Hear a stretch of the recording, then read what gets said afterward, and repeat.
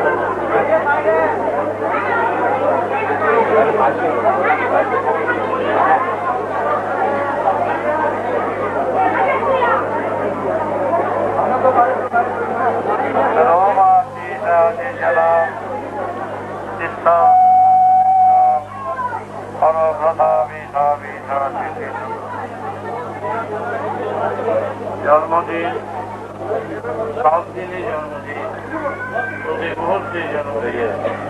সেদিন লক্ষ লক্ষ লোকের সমাগমে জন্মদিনটি স্থানীয় শাখার সন্তানরা শাখার কর্মীরা পালন করল।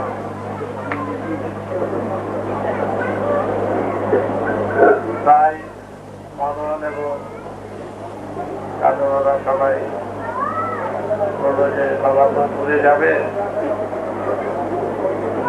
জন্মদিনটা ওখানে, তারিখটা ওখানে, তিথি আর তারিখ, তিথিটাই পালন করা নিয়ম, আবার অনেকে তারিখটা পালন।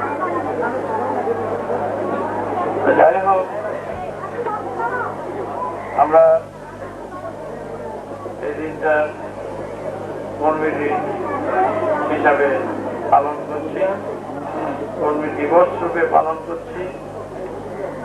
আমরা সেই টুরে যে প্রোগ্রাম 2টো 3টো 4টা পর্যন্ত মনে হয় হয়েছে, এরকম তাতে যে সারা পাওয়া গেছে চারিদিক থেকে অভূতপূর্ব সারা, ভাবা যায় না, চিন্তা করা যায় না। লক্ষ লক্ষ লোক এসে ঢুকে পড়েছে, দীক্ষা নিয়েছে। প্রত্যেকের ভিতরে একটি কথা, একটি সারা, যে আমরা বাবার কাছে দীক্ষা নেব, বাবা যা বলবেন তাই আমরা তাই করব। আমাদের মধ্যে আর অন্য কোনো চিন্তা নেই, আমরা অন্য কিছু বুঝি না। বাবার কাছে আত্মসমর্পণ করব, আর অন্য কিছু নেই। হাসপাতালে গেলাম, সব ঝাঁপিয়ে পড়েছে। তারা ভাবছে আমাদের কুষ্ঠ রোগী, আমাদের তো বাবা নিশ্চয়ই দীক্ষা দেবেন কিনা জানি না, বাবা যদি সবাইকে দীক্ষা দেবে তাহলে ভাবতেও পারে। প্রাণের দিল রেখে যেন আমরা চলতে পারি, কারণ মানুষের মন দ্বন্দ্বে ভরা, প্রতি ক্ষণে ক্ষণে মানুষকে দ্বন্দ্বের সবলে আঘাত খেতে হচ্ছে। সেই আঘাতের হাত থেকে বড় উঠা হয়ে সেই বিষ গাছ করে দিতে হবে, তা না হলে বিষ মানুষের ভিতরে থাকে, অসুবিধা হয়। তাই কর্মক্ষেত্রে, কার্যক্ষেত্রে ধারণা চলবে না, কল্পনা চলবে না, চলবে বাস্তব বুদ্ধিতে। যেটা সত্যিকারের কাজে লাগবে, যেটা সত্যিকারের আমাদের মহৎ উদ্দেশ্যের পথে যেটা সুগম হবে, সেই পথ ধরে সবাই কাজ করবে।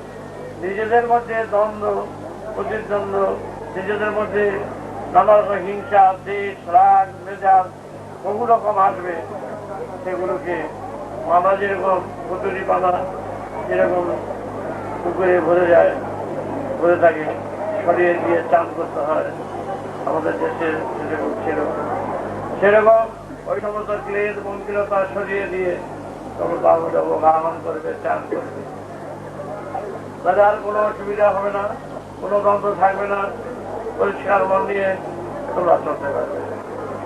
তাই এখানে মদন উপর দায়িত্ব দেওয়া হয়েছে, গানের উপরে, অরুণের উপরে, তারপরে সতীশের উপরে, তারপরে আর জীবনানন্দের উপরে, সমীরের উপরে।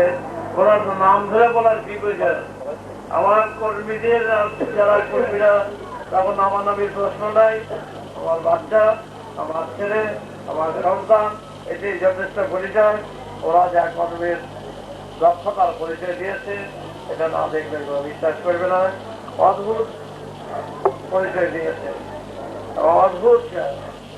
সেইভাবে আজ যেভাবে পুরুলিয়া এবং বাঁকুড়া যেভাবে প্রচার কার্যে যেভাবে নেমেছে, ওরা নিজেও আশা করতে পারেনি যে এত দূর পর্যন্ত হয়েছে। যে সাংঘাতিক ব্যাপার, সব ত্রিপুরা জঙ্গলের মতো চারদিক দিয়ে ছুটে আসছে। রাস্তায় রাস্তায় ঘাটে গাড়ি থামিয়ে থামিয়ে সবাই দীক্ষা নিয়েছে। হাজারে হাজারে লক্ষ